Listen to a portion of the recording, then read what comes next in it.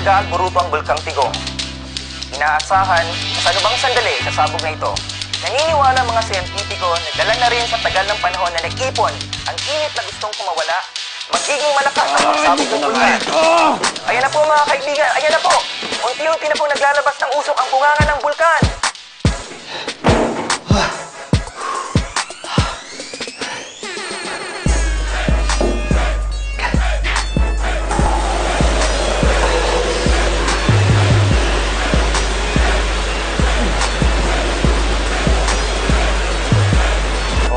Kayo na bahala dito sa car shop. Bantayin nyo ng maigi to. Ando naman si Sir Juan yung sa opisina. Ano kayo? Let's go? Yung prices dala mo ba? Ay, naku. Teka lang, wait lang. Nakalimutan ko. Babalikan ko lang sa loob, ha? Sige, lang, wait lang.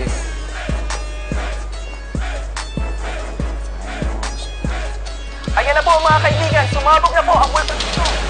Napakaraming labas ng bulkan.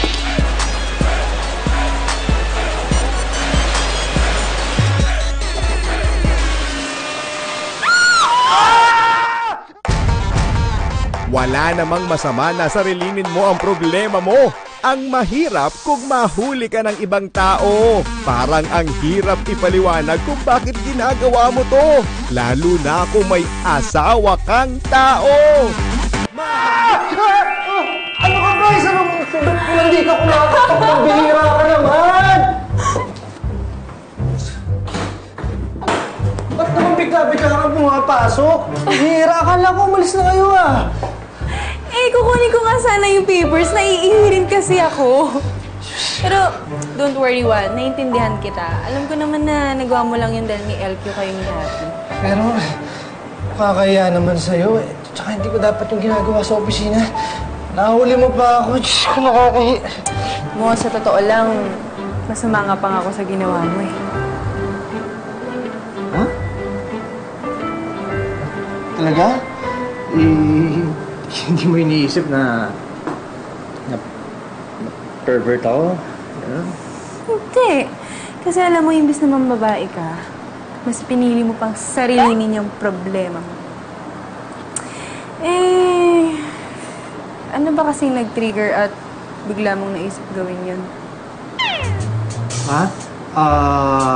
Trigger?